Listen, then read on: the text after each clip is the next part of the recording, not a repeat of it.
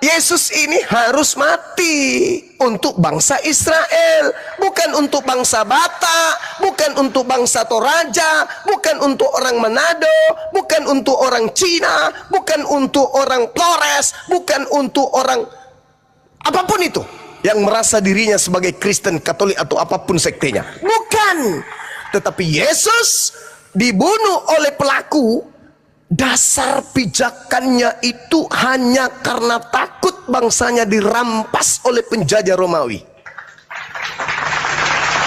Loh, kok bisa kayak gitu? Yes, Anda lewat, pendeta lewat, lulusan STT lewat, S2, S3, S4, S5, S tontong dari teologi Kristen lewat semuanya. Kenapa? Karena yang bernubuat ini adalah imam kepala tertinggi.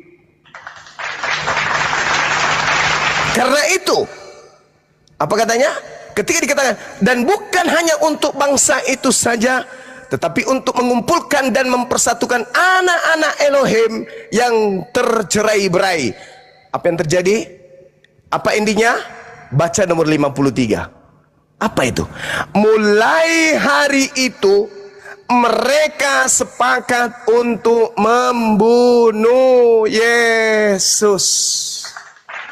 Sebelumnya tak ada di dalam kitab Yesaya, di dalam kitab Daniel, di dalam kitab Yeremia, di dalam kitab Kejadian, di dalam kitab apapun itu, tidak ada cerita-cerita untuk membunuh orang suci, untuk membunuh orang yang dikasihi, untuk membunuh orang benar. Itu tak ada. Teu aya, ndek nara. Itu enggak ada. Muncul kemudian prinsip untuk membunuh Yesus, asas pembunuhan berdasarkan atas apa? Takut bangsanya dirampas oleh Roma, saudara-saudara. Maka mulai hari itu mereka sepakat membunuh Yesus. Nah, Kristen muncul ratusan tahun kemudian. Oh, Yesus turun ke bumi memang untuk nebus dosa. Saudaraku, cerita itu tidak ada pada saat kejadian di dalam rumah tangga Yahudi. Siapa kalian yang sok tahu? Sedangkan pada saat itu, setelah mereka sepakat membunuh Yesus, apa reaksi Yesus? Baca 54. Karena itu Yesus tidak tampil lagi di muka umum di antara orang-orang Yahudi. Yesus berangkat dari situ ke daerah dekat padang gurun, ke sebuah kota bernama Efraim, dan disitulah Yesus tinggal bersama-sama dengan murid-muridnya. Pada waktu itu hari raya Paskah, orang Yahudi sudah dekat. Dan banyak orang dari negeri itu berangkat ke Yerusalem untuk mensucikan diri sebelum Paskah itu. Mereka mencari Yesus. Dan sambil berdiri di dalam bait Tuhan, mereka berkata seorang kepada yang lain, dari satu orang kepada seorang yang lain, bagaimana pendapatmu? Akankah Yesus akan datang ke pesta ini? Sementara itu imam-imam kepala dan orang-orang Farisi telah memberikan perintah supaya setiap orang yang tahu di mana Yesus berada agar melaporkannya, agar mereka dapat menangkap atau membunuh Yesus. Wow, kemana para pendeta saat itu? Kenapa? Kemana kemudian pastor? Kemana jemaat-jemaat mingguan? Kemana bom-bom? Kemana Edis? Kemana RK? Kenapa kalian tidak ke situ? Kasih jawaban kepada mereka. Imam kepala, ente salah. Yang benar, Yesus ini harus kita bunuh. Bukan karena takut kepada dirampasnya bangsa ini oleh orang Roma, bukan. Tetapi karena dosa kita dari Adam. Saya yakinkan orang-orang ini akan diludahi mentah-mentah oleh orang Yahudi. Gak ada cerita itu. Gak ada. Endingnya adalah Yesus ingin dibunuh. Sekarang permasalahannya di mana? Pencipta langit dan bumi yang mengutusnya, ketika ternyata orang-orang Yahudi dan orang-orang Yahudi ingin membunuh utusan Tuhan karena takut bangsanya dirampas oleh Roma, apakah pencipta yang mengutusnya begitu indah, tanpa ayah, dengan berbagai macam mukjizat yang dilakukan di tengah-tengah Bani Israel, membiarkan utusannya teraniaya hanya karena keserakahan? Atau yang diterangkan oleh Al-Quran itu yang terjadi? Aku ketika melihat, wahai Nabiku Isa alaihi salam, pengingkaran umatmu, mereka mengingkari, mereka membuat tipu daya, mereka kemudian melakukan sesuatu yang tidak aku sukai. Isqalallahu ya Isa inni mutawaffik wa rafi'uk ilayya wa mutahhiruka minal ladina kafaru. Aku mengangkat engkau wahai nabiku setelah kaummu, umatmu melakukan makar tipu daya muslihat ingin membunuhmu. Saudara Kristen, kalau Anda tenangkan saraf-saraf di kepala Anda, duduk tenang sambil ngopi, Anda baca coba Matius 4 atau Matius 1. Matius 4 yang Anda baca coba. Atau Lukas 4 yang Anda baca. Duduk pelan-pelan. Iblis datang kemudian kepada Yesus. Apa kata iblis? Hei Yesus, jika engkau ini betul-betul utusan yang maha tinggi. Kalau orang Yahudi bilang anak itu hamba yang diutus atau Mesias atau orang yang diurapi Tuhan, orang pilihan, juru selamat kepada kaum yang diutus kemana dia diutus. Jika engkau adalah anak yang maha tinggi, utusan yang maha tinggi, hamba yang maha tinggi, kekasih yang maha tinggi, orang yang intim kepada yang maha tinggi, maka ada tertulis tentang engkau. Engkau tidak bisa kena bahaya, engkau tidak bisa kena penyakit, engkau tidak bisa kena sengat ular, engkau tidak akan kena racun, engkau tidak akan mati, bahkan sekedar kakimu terantuk kepada batu pun tidak akan diizinkan. Buang dirimu ke bawah, jatuhkan dirimu ke bawah. Jika engkau betul adalah anak Elohim, maka Elohim akan mengutus malaikatnya untuk menatang engkau di kakinya, tangannya, agar kakimu tidak terantuk kepada batu. Ada tertulis. Apa kata Yesus? Jangan kau mencobai Tuhanmu. Orang Kristen memelintir karena memang dasar ingin menyesatkan, dipelintir seakan-akan jangan engkau mencobai Tuhan Allahmu, itu Yesus jangan dicobai.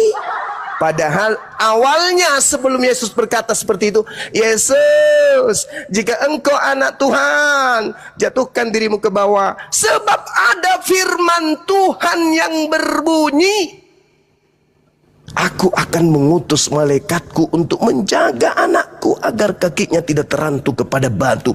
Aku akan mengutus malaikatku.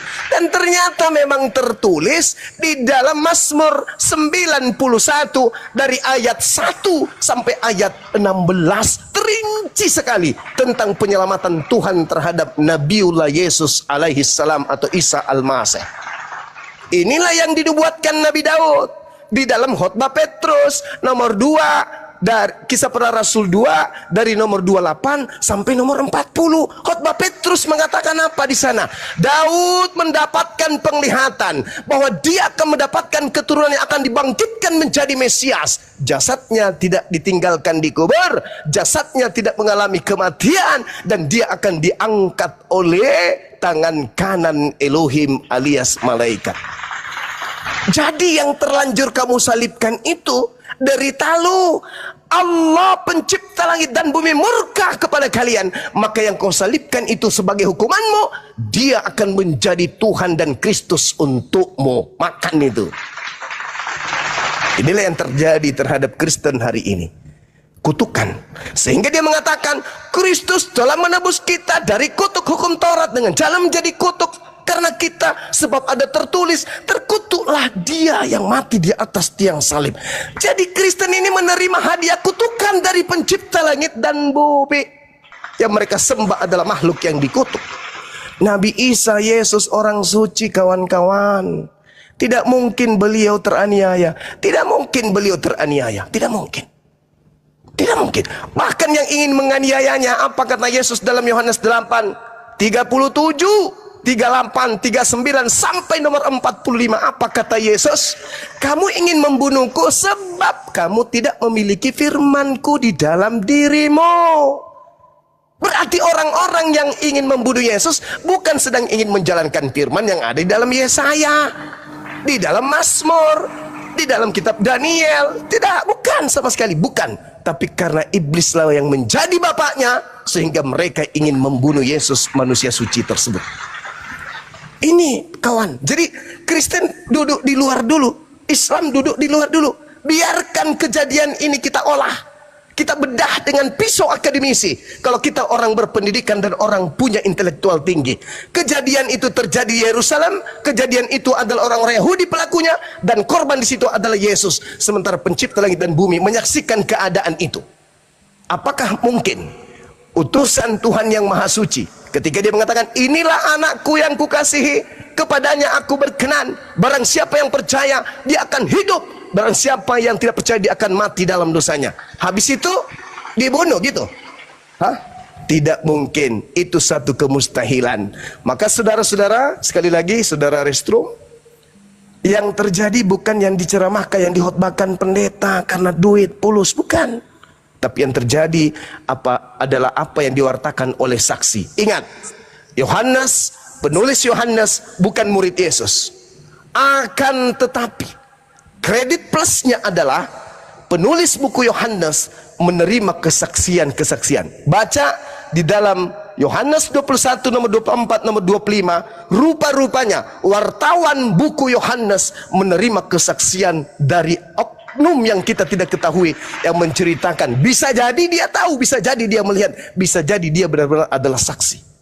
Meskipun cerita ini yang ada dalam Yohanes bukanlah firman Tuhan, bukan sabda Yesus, tetapi ingat, ini dituliskan berdasarkan hasil penyelidikan orang-orang terdahulu. Kalau hari ini adalah pemberitaan wartawan.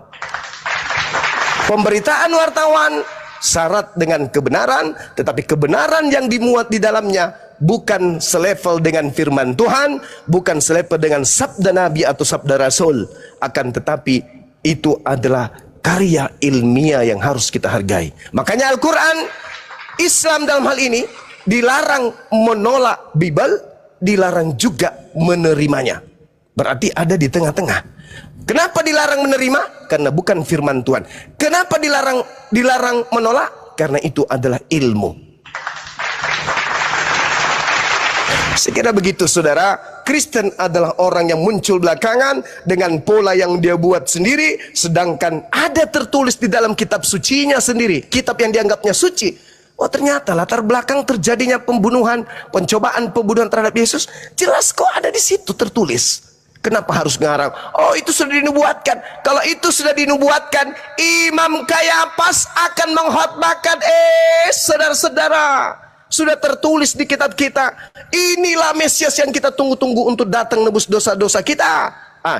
Yesus apalagi? Pasti dia lebih tahu. Tapi yang tertulis di sana apa? Karena itu Yesus tidak lagi tampil di muka umum di antara orang-orang Yahudi. Ia berangkat dari situ ke daerah dekat padang gurun, ke sebuah kota yang bernama Efraim, dan di situ ia tinggal bersama murid-murid. Kenapa bukan dia yang mempelopori? Wahai Imam Kayafas, wahai imam kepala, wahai orang Farisi, wahai kemudian mahkamah agama, telah tertulis dalam kitab kita tentang aku akan datang dan akan mati nebus dosa kalian. Ayo panggil siapa panitianya, siapa kemudian yang akan menjadi eksekutor, siapa algojo, siapa yang menyiapkan salib, hari apa, di mana kita adakan, siapa panitia, siapa kemudian yang bertugas untuk nangkap saya. Ayo kita siapkan ya, pukul sekian. Baik paman. Itu. Jadi tidak ada upacara-upacara yang menyakitkan. Ditampar, diludahi. Nggak ada. Seketika ikhlas. Dan tidak ada teriakan, Eli, Eli, lama sabaktani. Nggak ada itu, nggak ada. Sudah direncanakan, nggak ada. Sekarang mari kita pukul kecapi, gendang dan kecapi untuk menyambut kematian Tuhan kita. Itu yang harus terjadi, bukan cerita-cerita yang justru bertentangan dengan keadaan yang sesungguhnya. Makanya Al-Quran menolak penyaliban. Seperti itu saudara-saudara. Jadi hari ini peringatan kenaikan Yesus Kristus, ya saya katakan silakan Anda merayakan, itu adalah hak saudara-saudara. Tapi naiknya tidak mengalami kematian terlebih dahulu, akan tapi langsung diangkat oleh pencipta langit dan bumi, karena beliau adalah hamba yang suci. Kisah Para Rasul 4 nomor 30. Sekira demikian. Saya minum kopi dulu, silakan. Ada tamu, ada Abang Afida di sini. Masya Allah. Iya, lanjut dulu Bang. Ya, silakan Bang Daniel. Waduh, saya tidak bisa. Oke, kita sapa dulu yang lain mungkin ya. Ini ada Bro Admin dari Katolik juga. sama Bang Obert. Silakan dibuka mute-nya. Ini kayaknya kalau tidak salah ini Pak Pendeta Obert ini. Aduh, sorry. Dibuka kembali mute-nya Pak Pendeta Obert. Sabar Bang Daniel, di mute dulu ya. Oh ya, silakan, silakan. Nah, Pak Pendeta Obert ini kalau pendeta silakan dibuka kembali mute-nya. Bro Admin, selamat malam. Selamat malam Bang Hos. Iya, sama-sama Kristen ya Bang Obert sama Bro Admin ya. Betul, saya Kristen Ya. Bang Fandi. Siap, Pak Pendeta apa kabar? Saya enggak pendeta Bang Fandi. Oh, baik, siap. Oke, Bang Afidas, Assalamualaikum warahmatullahi wabarakatuh. Bang Afidas, selamat bergabung. Masya Allah. Silakan teman-teman Kristen, kalau Pak Pastor Rostrom, Bang Daniel, atau Bro Admin, atau Bang Obert mau tanggapi apa yang dinarasikan oleh Bang Zuma tadi, silakan. Kami kasih ruang untuk teman-teman Kristen. Baik Bang Fandi. Silakan. Ada dua tadi menarik yang disampaikan Bang Zuma. Kita berdiri di luar tanpa embel-embel Kristen atau Islam. Jadi itu baik ya melihat yang tertulis. Jadi ada dua tadi yang disampaikan Bang Zuma tentang argumentasi bahwa Yesus itu tidak mati gitu. Pertama dari Matius 16 ketika Petrus berkata dikatakan nyala iblis gitu. Karena Yesus mengajak mari ke Yerusalem. Nah, itu sebagai argumentasi salah satunya bahwa Yesus tidak mati. Tetapi sebenarnya kalau dibaca di nomor 21 dikatakan begini. Sejak waktu itu Yesus mulai menyatakan kepada murid-muridnya bahwa ia harus pergi ke Yerusalem dan menanggung banyak penderitaan dari pihak tua-tua, imam-imam kepala dan ahli-ahli Taurat, lalu dibunuh dan dibangkitkan pada hari ketiga. Artinya argumentasi yang disampaikan itu justru terbalik. Justru di sana argumentasinya harusnya Yesus mati. Itu yang pertama. Yang kedua dari Lukas 24. Itu benar bahwa harus digenapi yang tertulis tentang aku, yaitu di kitab Taurat, kitab Musa dan kitab para nabi, bukan di kitabnya seperti kitabnya Paulus gitu ya. Nah, di sana juga argumentasi bahwa Yesus tidak mati. Tetapi kalau dibaca sebenarnya di nomor 46 dikatakan begini. Kalau diikuti tadi yang digenapi itu di nomor 44. Tapi di nomor 46 dikatakan begini. Katanya kepada mereka, ada tertulis demikian, Mesias harus menderita dan bangkit dari antara orang mati pada hari yang ketiga. Artinya dari dua perikop yang diambil Bang Zuma, dua-dua justru menyatakan mati, bukan menyatakan tidak mati. Mungkin itu saja. Makasih Bang Fandi. Baik, silakan, Gurunda. Bang Zuma masih minum selanjutnya. Baik, terima kasih atas materi yang disanggah tadi terkait dengan apa yang saya uraikan. Jadi gini, Al-Quran saya mengatakan ada penyaliban. Ada penyaliban. Penyaliban itu terjadi, pembunuhan pun terjadi. Akan tetapi keadaan itu hanya diserupakan bagi mereka bahwa yang dibunuh itu adalah manusia suci tersebut. Pembunuhan ada. Wa ma qatalu wa ma salabu walakin syubbiha lahum. Pembunuhan itu ada. Makanya tadi di awal saya katakan, Yesus mengatakan, celakalah orang yang menyerahkan aku. Celaka dia. Lalu kemudian saudara membawa Matius 16 tadi. Tetapi Petrus menarik Yesus ke samping dan menegur dia, katanya, Tuhan, kiranya Allah menjauhkan hal itu. Hal itu sekali-kali takkan menimpa engkau. Maka Yesus kemudian berpaling dan berkata, nyala iblis. Saudara, camkan baik-baik ucapan Yesus. Engkau suatu batu sandungan bagiku, sebab engkau bukan memikirkan apa yang dipikirkan oleh Allah. Berarti kita harus mendudukkan perkara ucapan Yesus ini, bahwa Yesus berserah diri kepada apa yang menjadi ketetapan Allah, bukan ketetapan manusia. Ketetapan manusia, Oh, Yesus dibawa ke sana, disalib, mati. Tapi ketetapan Tuhan tidak. Ketetapan Tuhan tidak. Bahkan Nabi Abraham ketika ingin menyembelih anak tunggalnya, ketetapan Tuhannya apa? Seketika itu juga berubah, anaknya diselamatkan menjadi hewan. Apalagi kalau cuma masalah kayak begini. Tidak ada yang sulit bagi Allah. Ketika Yesus kemudian ingin ditangkap, kemudian Allah merubah keadaan, maka itulah yang terjadi. Makanya Yesus mengatakan, kamu hanya memikirkan apa yang dipikirkan manusia. Kalau kodrat manusia berpikir, orang ditebas lehernya mati. Tapi kalau Tuhan mengatakan tidak, maka tidak. Maka Yesus menyandarkan dirinya kepada Tuhan. Sebab engkau bukan memikirkan apa yang dipikirkan oleh Allah, kamu hanya memikirkan apa yang dipikirkan oleh manusia. Yesus tadi di awal, ketika saudara saya membenarkan Lukas 24:44, harus tergenapi semua perkataan yang tertulis tentang aku di kitab para nabi dan kitab Mazmur. Kitab para nabi, Amsal 21:18. Orang fasik menggantikan orang jahat. Pengkhianat sebagai ganti orang yang jujur. Saya bacakan dalil supaya kita paham bahwasanya apa yang diterangkan kemudian di dalam ucapan Yesus bahwa harus tergenapi semua apa yang tertulis tentang dia di dalam kitab para nabi. Kita tengok di Amsal 11 coba. Saya ambil dari data nomor 6-nya.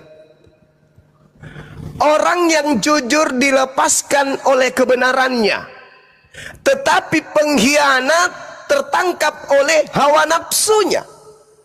Pengharapan orang pengkhianat gagal pada kematiannya, dan harapan orang yang jahat menjadi sia-sia. Nomor 8, orang benar diselamatkan dari kesukaran, lalu orang pengkhianat atau fasik menggantikannya. Ini Adinda, nomor 8 ada kata fasik di sana. Coba buka Amsal 17 nomor 23. Mohon izin. Fasik adalah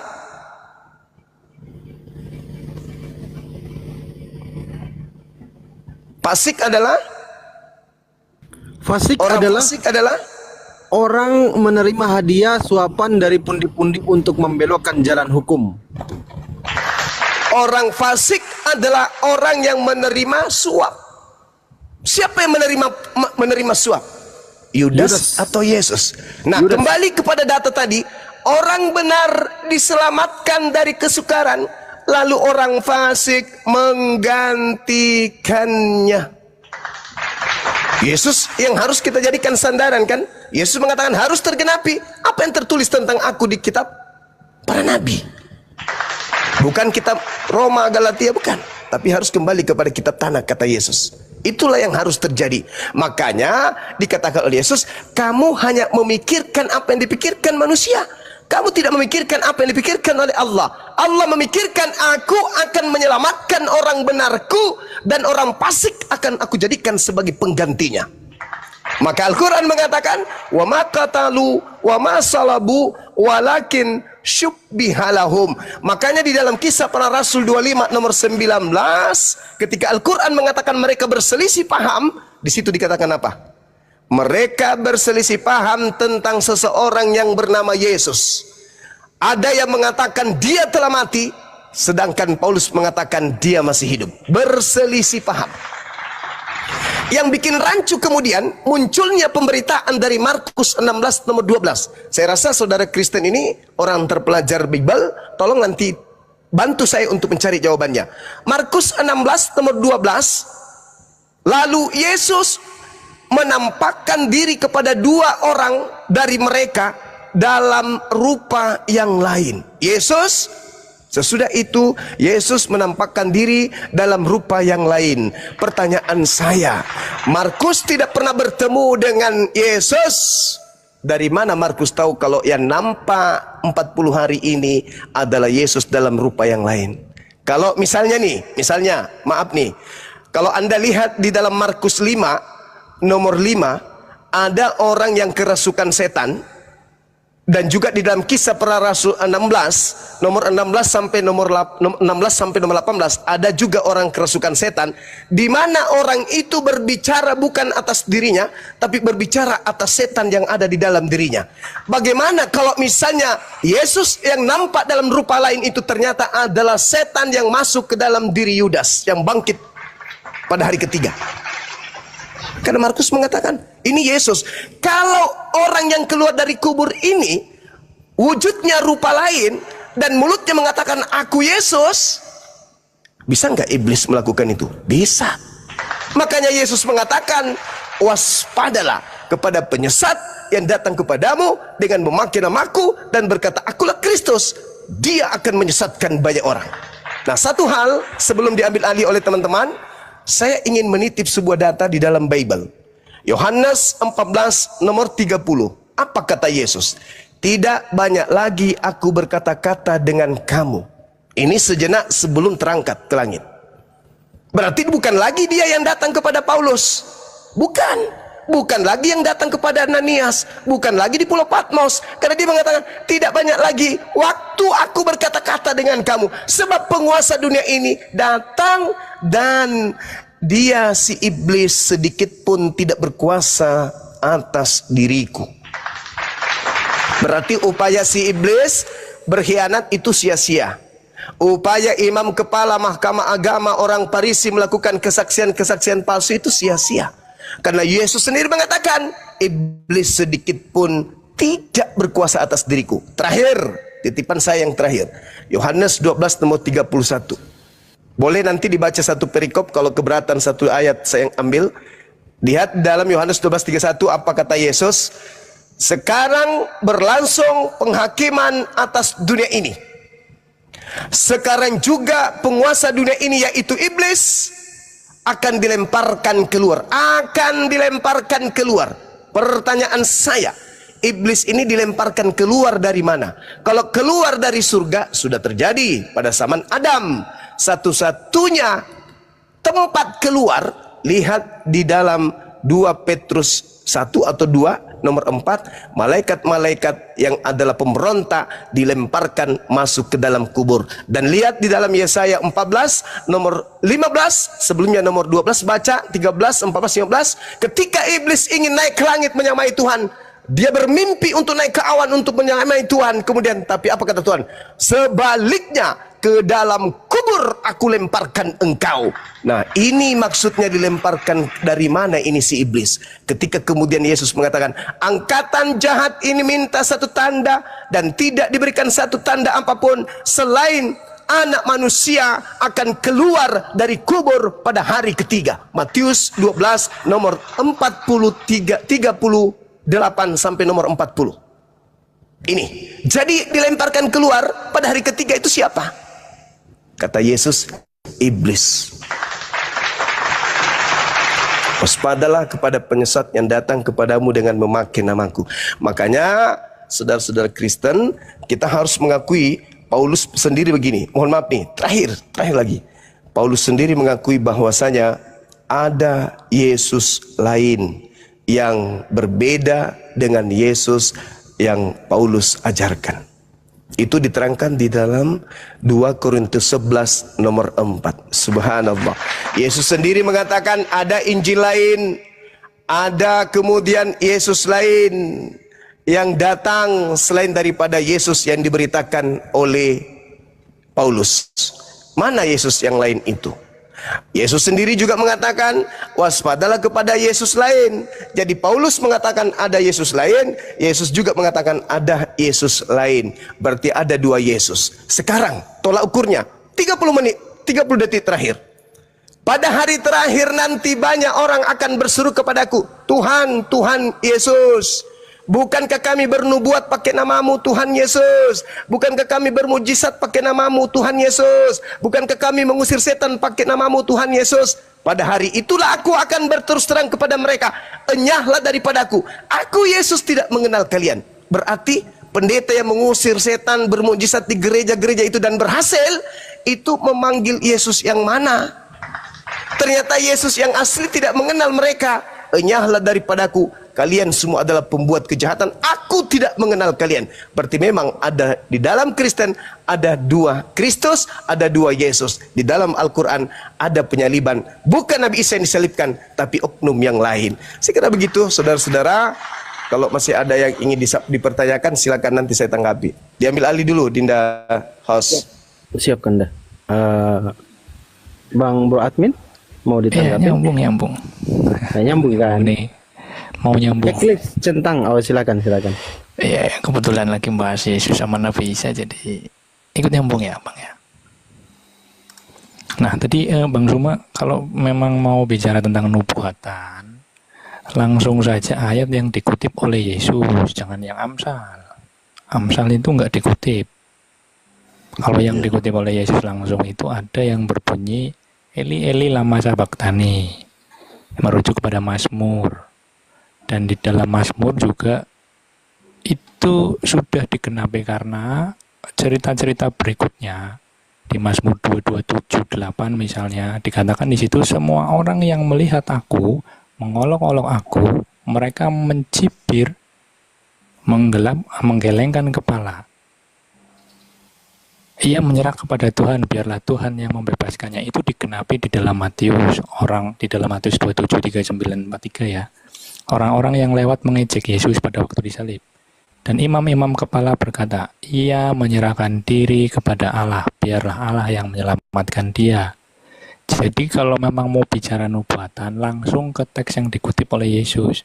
Dan itu sudah terbukti, bukan orang lain yang menggantikan Yesus, nggak ada cerita itu. Itu cerita di luar kekristenan atau di luar Alkitab. Kalau kita bicara prinsip, ya itu pemalsuan. Karena tidak sama dengan apa yang tertulis dalam Alkitab.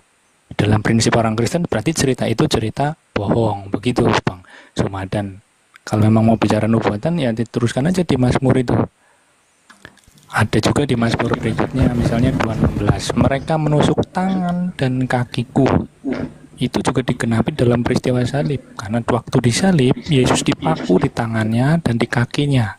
Secara harafiah sekali itu menggenapi Mazmur 22 yang nomor 16. Mereka menusuk tangan dan kaki. Jadi tentang penggenapan orang Kristen, kita nggak ada keraguan-keraguan, nggak ada kebingungan. Apalagi kebingungan tentang tokohnya yang disalib Yesus atau bukan, kita nggak dalam posisi itu. Kalau ada orang lain misalnya kebingungan yang disalib itu Yudas atau bukan, atau murid yang setia, atau orang lain, atau cerita yang diserupakan, itu bukan urusan orang Kristen. Itu cerita yang berbeda atau mungkin ya namanya penyesatan berita lah begitu. Kemudian lagi tadi tentang kenampakan ya, yang sesudah itu yang di dalam Markus 16:12 bahwa ada orang yang atau murid tidak mengenali Yesus, betul. Itu dikatakan rupa yang lain. Jadi di dalam Lukas 24:16 dikatakan bahwa mata mereka seperti dihalangi sehingga mereka tidak mengenali Yesus. Jadi semacam ada penghalang. Kalau bagaimananya kita nggak ngerti, tapi kalau dalam pengajaran orang Kristen ya secara simbolis ini sedang menunjukkan misteri kebangkitan. Bukan sedang menunjukkan ada orang lain yang diserupakan, nggak ada cerita seperti itu. Nah, yang terakhir tadi ya tentang lumayan banyak ya. Di Yohanes 14:30, aku tidak akan berkata-kata banyak lagi dengan kamu, sebab penguasa dunia ini datang dan ia tidak berkuasa sedikit pun atas diriku. Kalau dalam ayat ini yang tadi Bang Suma sampaikan, memang betul penguasa dunia ini ya si setan atau si iblis. Dan di ayat berikutnya disambung dengan sekarang berlangsung penghakiman atas dunia ini. Sekarang juga penguasa dunia ini akan dilemparkan keluar. Jadi ini dikatakan Yesus pada waktu penyalibannya ya, penguasa dunia ini merujuk ke iblis, dilempar keluar ini maksudnya dikalahkan atau dicabut otoritasnya. Bukan dilempar keluar kayak tadi keluar masuk neraka atau gimana, enggak. Bukan seperti itu. Karena penyaliban Yesus ini akan mengalahkan kuasa dosa atau kuasa iblis, sekaligus menghakimi dunia yang menolak terang atau menolak Yesus. Jadi kemana iblis dilemparkan? Ke neraka bukan. Kita belum sampai bicara tentang itu. Jadi iblis dilempar keluar ini maksudnya sebagai otoritasnya atau penguasanya yang dilemparkan. Begitu Bang Zuma. Itu tanggapan saya. Terima kasih. Oke, baik.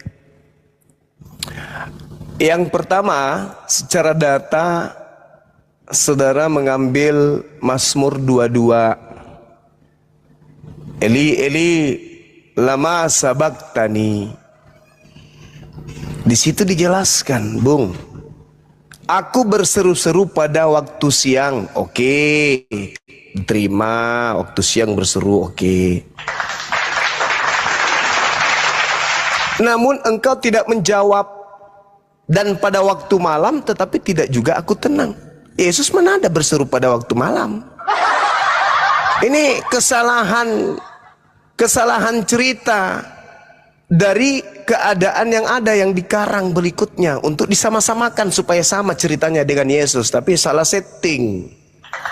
Harusnya penyaliban itu jangan diturunkan sebelum Sabat. Biarkan dulu Yesus sampai jam 8 malam atau jam 9 teriak-teriak juga di atas.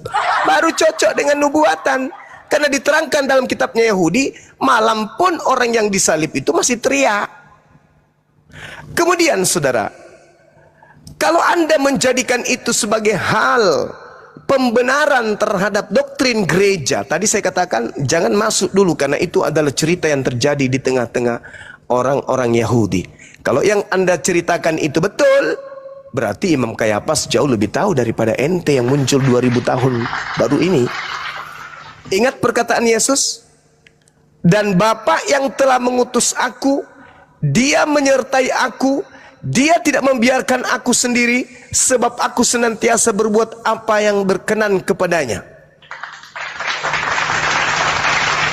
Jadi kalau dikatakan Yesus jadi malu, membiarkan aku, dia tidak membiarkan aku sendiri, ternyata ujung-ujungnya dia ditinggalkan. Kan pembohong berarti. Artinya dia tidak dikasihi berarti.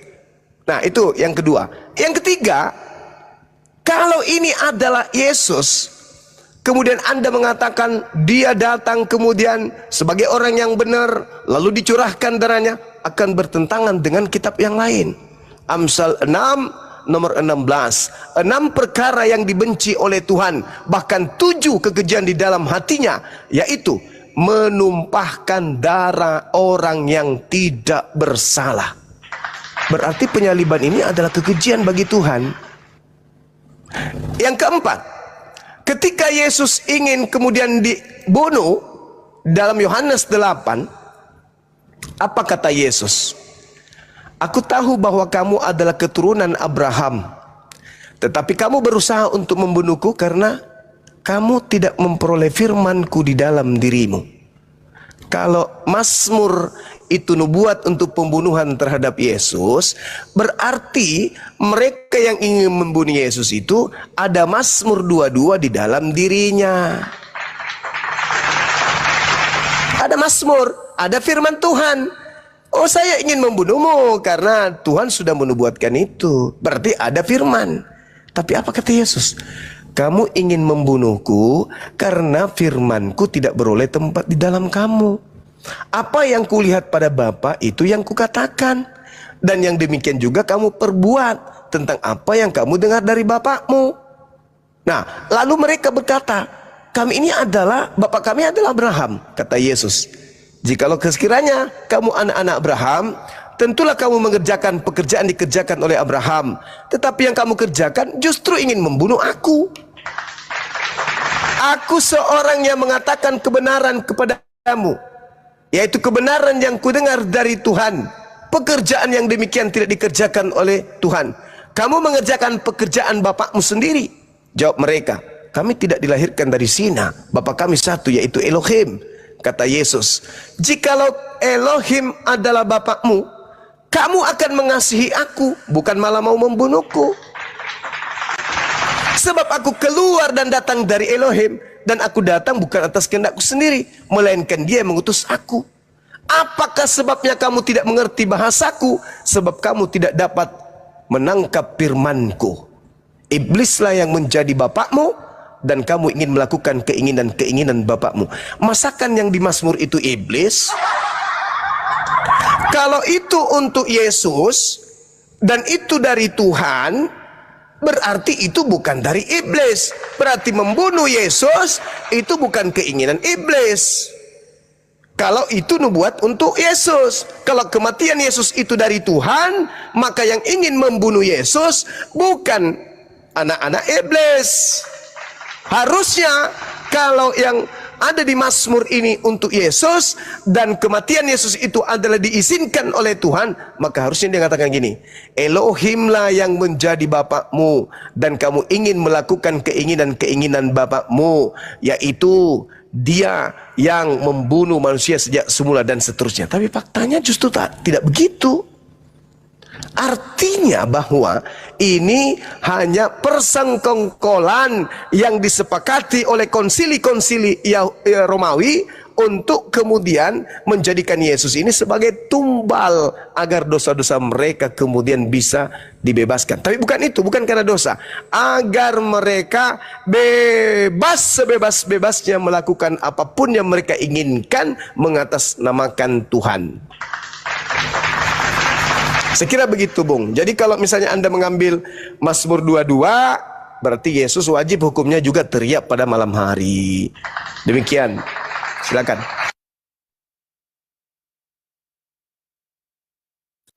Ya. Kalau teriak malam harinya nggak ada, Bang. Yang ada itu mereka menusuk tangan dan kaki. Yang namanya nubuatan, kalau tadi dibilang pencocokan, ya memang kurang lebih seperti itu. Mencocok-cocokkan, dan ya memang cocok nyatanya. Jadi yang nggak cocok itu cerita tentang diserupakan atau Yesus yang lain. Begitu. Kemudian nyambung tentang Amsal, ya, kembali lagi tentang Amsal. Jadi memang betul di Amsal itu kan ada pengajaran bahwa Amsal ini kan termasuk kitab hikmat, ya. Menumpahkan darah orang benar itu adalah kekejian. Dan itu ada di Amsal 16, ayat Amsal 6:16. Orang yang menumpahkan darah orang yang tidak bersalah akan binasa karena mereka jahat. Jadi memang betul-betul seperti itu. Jadi dari sudut pandang moral atau dari sudut pandang Amsal, pembeenan terhadap Yesus ini adalah kejahatan besar. Bahkan waktu itu Pilatus kan juga sama mengakui, aku tidak mendapati kesalahan apapun pada orang ini. Jadi betul. Tapi ada juga dari sudut pandang yang lain, Bang Suma. Alkitab mengatakan dalam rencana Allah atau rencana Tuhan, dari sudut pandang Tuhan, ya, Yesus itu tidak dibunuh karena lemah. Karena dikatakan tidak seorang pun mengambil nyawaku daripadaku, melainkan aku memberikannya menurut kehendakku sendiri. Ini klaimnya Yesus. Dan Allah sendiri memang mengizinkan kejahatan itu terjadi, dan Yesus menerima penolakan, penghinaan, pemfitnahan, penangkapan, bahkan sampai penyaliban dan wafat. Yesus menerima itu, perbuatan apa yang dilakukan oleh orang-orang yang menolak. Nah, sebagai para murid juga menerima kejahatan yang diberikan oleh orang-orang itu kepada Yesus, karena nggak bisa melawan, nggak punya power juga. Sama seperti orang-orang Kristen zaman sekarang. Ya, kita menerima kejahatan, penolakan, bahkan penyaliban yang orang-orang jahat itu lakukan kepada Yesus. Perlakuan itu diterima oleh orang-orang Kristen sampai sekarang. Izin bro. Begitu ya, kan. Kang Dito noise sekali tuh, Kang Dito. Lihat aja dulu Kang Dito. Noise. Coba cek. Iya, sorry. Izin Bro Admin tadi menyimak data yang dibawakan Bang Suma, Yohanes 8 dari nomor 37 sampai 44. Menyimak nggak tadi? Susah, susah. Kalau saya lihat Bro Admin mengalami sedikit gagal fokus. Yang di poin tadi ya, endingnya atau point of view-nya itu yang menginginkan membunuh Yesus itu keturunan Abraham, bukan dari Bapa, bukan dari Elohim. Yohanes 8 nomor 37 sampai 44. Gitu Bro Admin. Kalau kemana Berarti Kang Dito, kan tadi sudah saya bilang. Nih, berarti ada mereka ini, oknum, Bang ada Admin, oknum berarti yang jahat, yang berarti ingin mereka- gimana? berarti mereka ini Kang Dito pengen kali jadi anak-anak iblis, karena iblis kan pengen kali membunuh Yesus kan?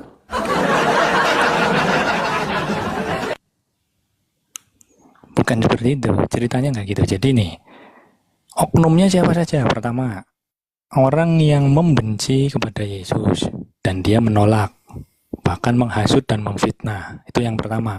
Orang yang kedua, para murid, orang yang sebagai pengikut. Ya, situasinya waktu itu orang yang membenci lebih banyak dan mereka berhasil menghasut. Orang yang menerima Yesus tidak bisa melakukan apa-apa, bahkan pembelaan. Orang yang membenci bahkan menggunakan tangan Romawi untuk menangkap Yesus. Orang yang para pengikut atau para murid itu hanya menerima perbuatan jahat yang dilakukan mereka. Kalau secara prinsip ingin Yesus wafat ya tidaklah. Siapa juga yang mau orang baik di PN. Tetapi kondisinya memang seperti itu. Bahkan Yesus sendiri yang sebenarnya bisa melawan, dia tetap menerima kok penolakan itu. Bahkan penangkapan itu sampai penyaliban. Jadi ada dua sudut pandang. Orang yang ingin Yesus wafat karena kebencian, bapaknya adalah iblis. Tapi orang yang percaya kepada Yesus, bahkan sekalipun Yesus ketika dibenci sampai disalib, itu adalah Bapa sendiri sama seperti Bapaknya Yesus. Berbeda. Kalau karena kebencian, ya kemudian membuat cerita-cerita yang lain misalnya, lah itu karena kebencian. Itu Bapaknya bukan Bapaknya Yesus, tapi si iblis, begitu. Oke. Jadi ketika Anda membawa kitab Mazmur, ya sekali lagi ya, boleh, tapi Kristen ini kan orang di luar dari kejadian penyaliban. Kristen hanya mencocok-cocokkan saja. Setelah menginginkan kemudian konsep dosa mereka ditebus, maka mereka mencocok-cocokkan. Makanya terjadi banyak ya kitab-kitab yang mereka tolak yang tidak berkesesuaian dengan dogma bapak-bapak gereja pada mula-mula. Anda lihat di dalam Mazmur 37 misalnya, nomor 28 dan seterusnya sampai nomor 40. Karena Yesus mengatakan harus tergenapi tentang aku apa yang tertulis di kitab Mazmur. Kalau Amsal tadi Anda sedikit agak menyampaikan pesan, nah itu kan cuma hikmah, bukan firman. Nah, sekarang kita lihat dalam Mazmur 37. Sebab Tuhan mencintai hukum. Berarti Tuhan mencintai hukum tebus dosa pakai binatang. Bukan pakai darah manusia. Dan Tuhan tidak meninggalkan orang yang dikasihinya. Yesus orang yang dikasihi. Jadi tidak mungkin teriak, Eli, Eli, kenapa lama sekali? Sampai selama-lamanya mereka akan terpelihara, tetapi anak cucu orang pengkhianat akan dilenyapkan. Saya baca pelan-pelan. Sebab Tuhan mencintai hukum, Tuhan tidak meninggalkan orang-orang yang dikasihinya. Inilah anakku yang kukasihi. Maka tidak boleh bertentangan. Makanya orang Kristen itu akan kebablasan untuk mencari pelampung. Kenapa? Karena Bible itu membantah dengan akurat. Sebab Tuhan mencintai hukum, dan Tuhan tidak meninggalkan orang yang dikasihinya sampai selama-lamanya. Mereka akan terpelihara, tetapi anak cucu sang pengkhianat orang fasik akan dilenyapkan. Orang-orang yang benar akan mewarisi negeri dan tinggal senantiasa. Mulut orang yang benar mengucapkan hikmat dan lidahnya mengatakan hukum. Lalu dikatakan orang fasik mengintai orang yang benar. Yudas mencari Yesus ke tempat persembunyian Yesus dan berniat membunuhnya. Orang fasik, pengkhianat mengintai Yesus yang benar dan berniat membunuhnya. Nomor 33. Tuhan tidak menyerahkan orang benar tersebut ke dalam tangan orang fasik tersebut. Tuhan tidak membiarkan orang benar ini dikatakan sebagai orang terkutuk pada saat diadili. Lalu kata Tuhan, pendurhaka akan dibinasakan. Masa depan orang fasik akan dilenyapkan. orang benar diselamatkan oleh Elohim. Elohim adalah tempat perlindungan orang yang benar pada saat kesesakan terjadi. Tuhan menolong orang benar dan meluputkan orang benar. Tuhan meluputkan orang benar dari tangan-tangan pengkhianat dan menyelamatkan orang benar, sebab orang benar adalah berlindung kepada Tuhan, kepadanya. Apakah ini mau dibatalin? Yesus sendiri mengatakan harus terjadi apa yang tertulis tentang aku di dalam Mazmur. Aku orang benar, aku orang dikasihi, akulah jalan, akulah kebenaran. Berarti harus terjadi dong. Orang benar harus dilindungi. Jadi tidak bisa kemudian. Nah kemudian ketika Anda mengatakan nubuatan yang harus terjadi tentang Yesus melalui ucapannya. Nih tak kasih melalui ucapannya kan ya. Eli Eli Sabachthani itu terbantah karena itu hanya cocokologi. Sekarang ucapan Yesus sendiri nih. Kita lihat. Mungkin Dinda Fanti nanti bisa mengikuti dengan membuka dalil. Membuka ini. Matius 17:23. Yesus berkata, mereka akan membunuh dia. Membunuh dia, bukan membunuh aku. Mereka akan membunuh dia dan bangkit hari ketiga. Matius 20:18. Yesus berkata, sekarang kita pergi ke Yerusalem dan anak manusia akan diserahkan kepada imam-imam dan mereka akan menjatuhi dia hukuman mati. Bukan aku, tetapi dia. Matius 20:28. Yesus berkata, sama seperti anak manusia datang bukan untuk dilayani, melainkan untuk melayani dan untuk memberikan nyawanya bagi orang yang banyak, bukan nyawaku. Markus 9:31. Yesus berkata, anak manusia akan diserahkan kepada manusia dan mereka akan membunuh dia, bukan membunuh aku. Markus 10:33. Mereka akan menyerahkan dia, bukan menyerahkan aku. Lukas 18:33. Yesus berkata, mereka menyesah dan membunuh dia, bukan membunuh aku. Ini ucapan Yesus. Ini ucapan Yesus. Jangan terbang ke Mazmur, kejauhan, malu sama Yahudi. Baca Bible aja. Yesus mengatakan mereka akan membunuh dia, mereka akan menyalib dia dan seterusnya. Dia, bukan aku. Tapi sebagai Kristen Anda harus berjuang. Oh enggak, itu maksudnya begini. Ya silakan aja. Tapi kami umat Islam dan orang-orang Yahudi akan menertawakan karena hanya iblis dan Kristen yang menginginkan membunuh manusia demi untuk kemaksiatan yang mereka lakukan. Demikian.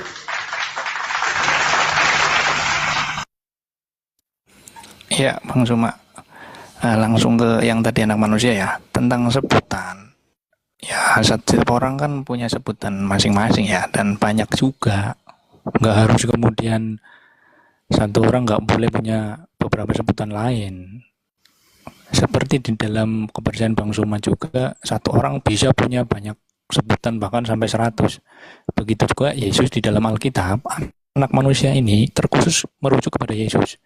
Misalnya, dikatakan di Matius yang tadi ya, anak manusia akan diserahkan ke dalam tangan manusia dan mereka akan membeen dia. Seorang anak manusia, seorang anak yang diserahkan dan sampai wafat itu merujuk kepada Yesus dalam Alkitab.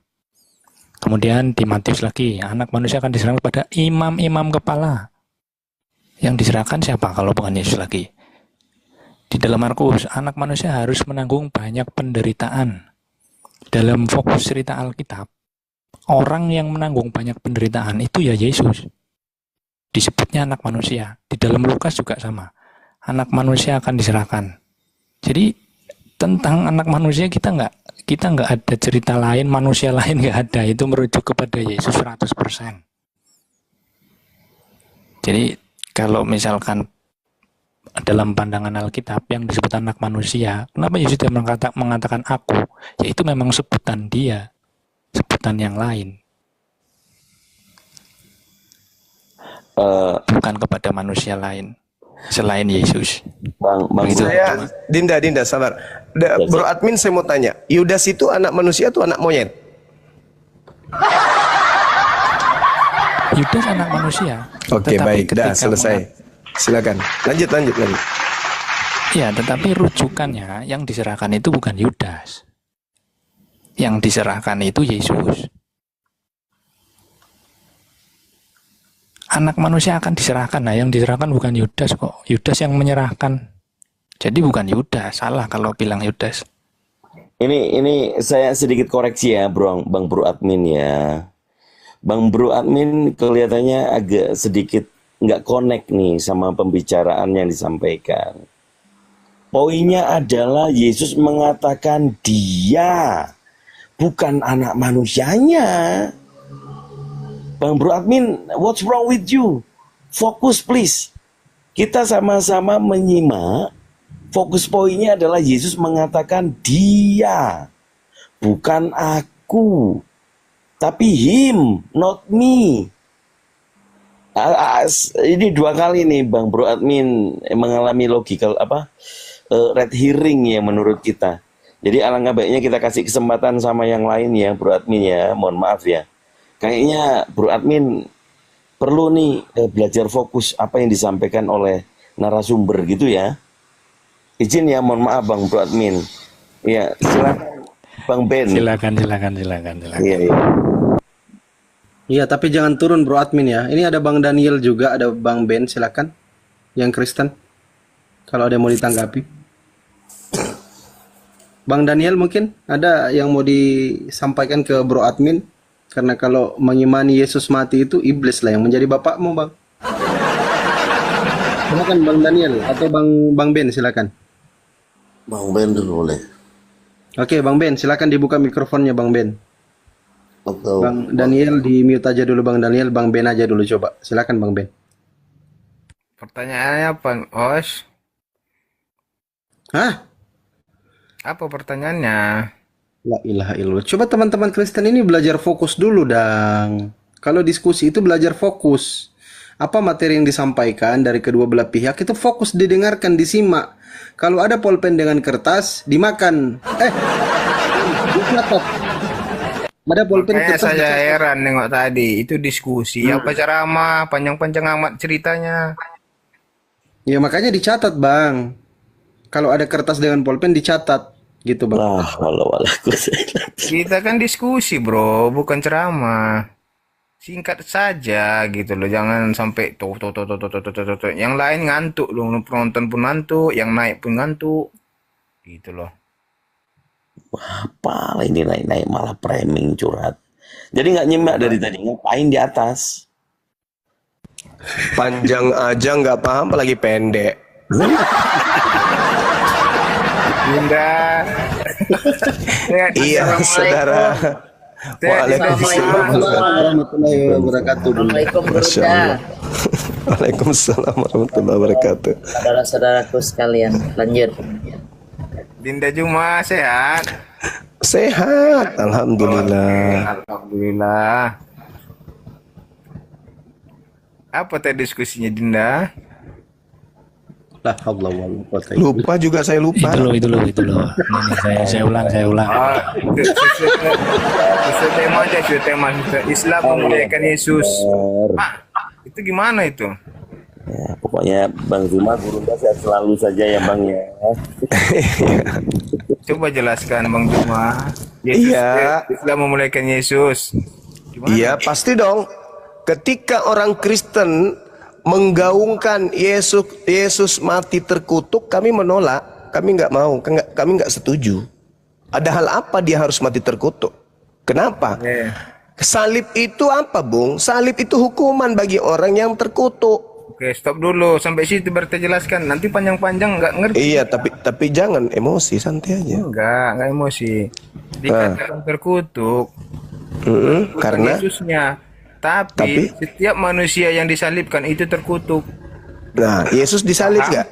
Iya, Yesus paham. disalib nggak? Ya, Yesus disalib nggak? Dulu paham gitu. Iya, paham. Yesus disalib Oke. nggak? Oke. Yesus disalib nggak? Yesus disalib untuk mengenapi firman-Nya, bukan kan? Ya. Larinya ke situ. Gimana? Larinya ke sana. Mana ada firman Manusia yang Tuhan? disalibkan Dengar. itu benar, terkutuk. Saudara, menggenapi betul menggenapi firman. Siapa? Orang terkutuk harus disalib. Itu yang digenapi. Yesus Terkutuk itu tidak pernah dulu. bersalah, Bang Juma. Tidak Nah, pernah bersalah. alhamdulillahi rabbil alamin.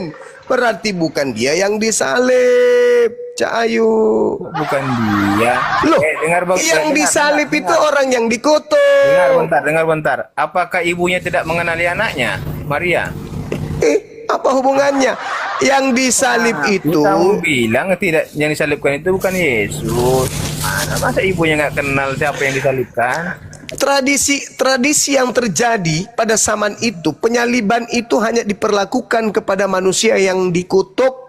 Adapun mukanya, wajahnya dan seterusnya, buktinya Maria tidak mengenalnya. Wajahnya bukan ditutupi, gitu. Cik. Kok ke-mute? Bang Zuma? Berunda, ke-mute itu. Iya, saya ini kawan ngopi-ngopi. Ya gitu. Dudukkan dulu perkaranya.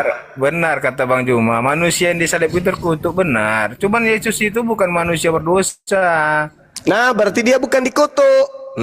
Untuk mengenapi firman-Nya, seperti kata Bang Juma. Firman apa? Firman apa? Di mana Tuhan menjadikan tumbal penebus dosa manusia itu di mana? Di mana saya bisa sebelum dapat? lahir Di dia mana? sudah dibilang, Di mana saya bisa mati, mendapatkan disalibkan. Tuhan menghapuskan dosa manusia dengan menggunakan tumbal manusia itu di mana ilmunya? Dia datang ke dunia juga sudah ada situ perintahnya. Jadi Perintah apa lagi Sede? Ngarang-ngarang aja ini. Dia akan berarti disalibkan.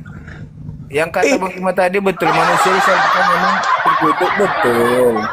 Cuman ya Iya berarti bukan berdosa. Berarti Anda menyembah makhluk terkutuk. Dah selesai. Astaga. Loh, yang mana yang terkutuk? Iblis atau Yesus? Kan udah saya jelaskan, manusia yang disalib itu terkutuk. Cuma Iya berarti Yesus terkutuk. cuman dia bukan bersalah, bukan ada buat dosa. Kalau begitu salah tangkap, salah salib. Kok salah salib? Lah, yang harus disalib itu orang terkutuk, Cak Kangkung. Kenapa pula Yesus yang tidak bersalah itu disalib? Hah? Apa? Untuk menggenapi firman-Nya, sebelum datang ke dunia dia sudah menggenapi firman-Nya, dia akan mati di kayu salib. Berarti dia bunuh diri, datang bunuh diri berarti. Bukan, untuk menebus dosa manusia. Di mana konsepnya? Ilmu dari mana itu Anda dapatkan? Dosa dihapus dengan darah manusia itu ilmu dari mana, Cak Kangkung? Bunda Juma. Makanya Iya. kalau kamu pahami Alkitab itu, pahami betul-betul, jangan baca. Loh, saya pula yang disuruh paham. Iya. Orang yang sudah paham. Sekarang udah pertanyaan saya ini, saya ulang lagi. Oke. Salib itu berlaku untuk manusia yang dikutuk Tuhan, betul? Bukan dikutuk Tuhan, manusia yang terkutuk, bukan dikutuk Tuhan. Iya, karena dikutuk Tuhan. Baca Bukan. Ulangan Pada zaman 21 nomor itu, manusia yang 23. berdosa itu dikatakan Orang yang dikutuk adalah orang yang melakukan dosa yang sepadan dengan hukuman mati, maka dia dikutuk oleh Tuhan. Baca Ulangan 21, 22, 23. Jangan bantah dalil, tidak bagus. Itu gila namanya. Kitab suci sendiri dibantah. Ulangan berapa tadi? Bentar. Nah, 21 sampai 21, nomor 22 sampai 23.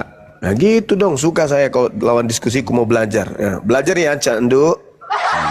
Sahabat Bunda, saya cari dulu. Ulangan 21 ayat 22, 23. 22. Apabila seseorang berbuat dosa yang sepadan dengan hukuman mati, lalu ia dihukum mati, kemudian kau gantung dia pada sebuah tiang, maka janganlah mayat dibiarkan semalaman pada tiang itu, tetapi harus Sebab? kau mengeluarkan. Tunggu dulu. Sebab? Ya, pada Sebab? hari juga. Sebab seorang Sebab? yang terkutuk oleh Allah, janganlah kepadanya. Ini kan di perjanjian lama. Gimana? Ya, itu yang dikutip oleh Paulus. Baca Galatia 3 nomor 13. Kitab Paulus Itu yang itu perjanjian baru. Gimana? Itu Udah betul. Paulus, Iya, baca terus? Galatia 3. Baca Galatia 3 nomor Yang ini 13. dulu kita bahas ulangan tadi. Ini Iya, kan tapi kan lama. kita merujuk ke sana atas petunjuk Bapak Paulus. Galatia 3 nomor Paulus 13, Paulus itu Kristus bentar. telah Paulus itu menebus. bercerita di perjanjian baru, Dinda. Iya, tapi dia mengutip perjanjian lama. Oke, ayat berapa? Galatia 3 nomor 13. Bentar. Ye. Galatia 3 nomor 13. Nah, Galatia 3 nomor 13. Kristus telah menebus kita dari kutuk hukum Taurat dengan jalan menjadi kutuk karena kita. Tuh, ada terkutuklah orang yang gantung pada kayu salib. Kan betul saya bilang tadi. Berarti Manusia pada zaman terkutuklah. itu. Hah? Berarti terkutuklah orang yang digantung di atas tiang salib. Siapa yang digantung? Iya kan saya bilang tadi betul kan? Sama. Siapa yang digantung? Yesus. Bukan hanya Yesus, manusia. Mulai ngaco. Bukan hanya Yesus yang disalib. Oke, saya tanya. Mulai ngaco. Waktu Yesus salibkan ada berapa yang disalibkan? Iya, tapi yang Anda Ingat, imani saya tanya dulu ada berapa yang salibkan? ada 3. Nah, kan bukan hanya Yesus. Nah, yang duanya ini disalib karena apa? Karena kejahatan. Nah, berarti Yesus juga adalah pelaku kejahatan. Bukan. Berarti salah salib. Bukan. Berarti salah tangkap. Yesus tidak pernah melakukan kejahatan. Berarti salah tangkap kalau begitu. Bukan salah tangkap. Loh, yang disalib orang jahat, bukan orang jahat. Ya, kalau yang disalib itu bukan orang jahat, berarti salah tangkap. Hukuman salib itu, kawan, Kalau misalnya salah hanya tangkap, berlaku, dengar, hukuman salib itu hanya berlaku bagi pelaku kejahatan yang dikutuk oleh Elohim. Kalau Yesus bukan pelaku kejahatan dan tidak dikutuk oleh Elohim, berarti salah tangkap. Anda itu salah penafsiran ya. Lalu gimana, yang benar yang mana? Aduh, Bang Juma. Loh, dalilnya mengatakan begitu. Yang disalib orang yang dikutuk. Kalau Yesus tidak itu dikutuk, rela mati disalib untuk apa? Untuk menebus dosa-dosa kita. nenekmu Yang berdosa kiper. ini, kita ini Ilmu dari berdosa. mana? Ilmu dari Dia mana itu? dia Ilmu rela dari mati mana? karena Jangan menebus bicara dosa sendiri, kita jangan itu. bicara sendiri, jangan kayak robot baterai.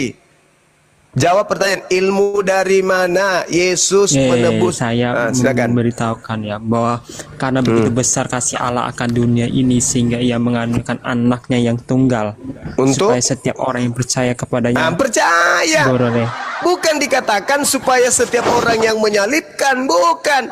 Tapi setiap orang yang Dia rela percaya. disalib untuk menebus dosa-dosa kita. Dari mana ilmunya? Di ilmu agama mana kamu dapat dosa dihapuskan dengan menggunakan darah Nah, manusia kalau itu? kita ini Ilmu kita dari mana? berdosa. Hah? Apa pula kau Kita ini sibuk dengan berdosa dosa? ya. Nah, Dengerin dulu, kita ini berdosa. terus? Kenapa terus? dia rela mati salib? Kenapa? Dia menebus dosa kita. Nah, Yang terus berdosa ini. kalau dia Selayaknya kita ini dihukum. terus Dia merelakan dirinya disalib. ilmu dari mana itu? Dapat Coba ilmu kita dari mana? lihat di dalam Filipi pasal yang kedua ayat 5 sampai yang ke-8. Kan Yesus sudah bilang, Filipi kalau 2 ada orang ayat 5 sampai dengar dulu.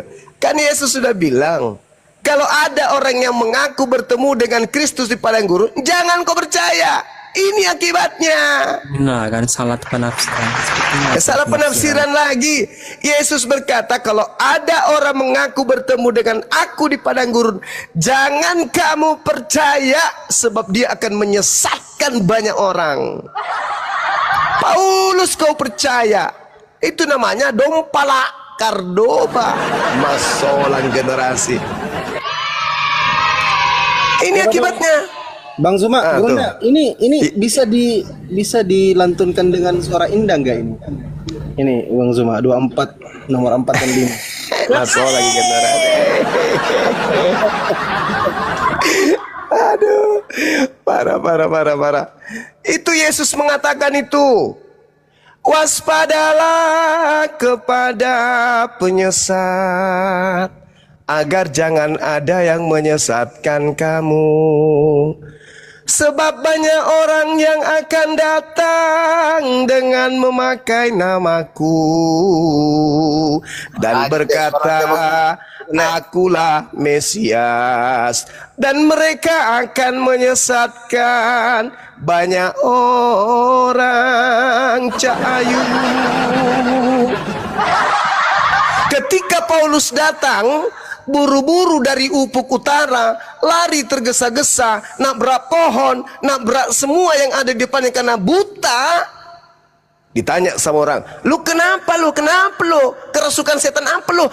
Aku ketemu dengan apa? Dengan Mesias. Di mana? Di padang gurun. Nah, murid-murid mendengarkan ini, menurut gurunya, mereka percaya atau tidak percaya? Coba kau jawab, Dek. Dek. Coba kau jawab. Ketika Paulus datang membabi buta 3 hari 3 malam, buta matanya, ditanya, kamu kenapa matamu? Kenapa kayak gitu mata lu? Aku ketemu dengan Mesias, Om. Ketemu dengan kucing. Masya Allah. Makasih, Bun. Lalu kata Yesus, jangan ente percaya. Orang Kristen percaya, inilah jadinya. Segala macam upaya dilakukan supaya darahnya Yesus menjadi penebus dosa maksiatnya. Bung, salib itu adalah hukuman bagi orang yang dikutuk, bukan untuk tebus dosa. Cak kongkong. Masya Allah. Barakallah fik. Nah, Bunda Mila marah kayaknya ini. Silakan. Silakan. Dinda, kamu belum paham masalah itu. Ya lama, pandai-pandaian. Masalahnya kamu belum paham. Kita panjang lebar cerita juga kamu nggak paham. Loh, itu masalahnya. Jelaskan kepada saya, salib itu hukuman untuk orang yang dikutuk atau orang diberkati?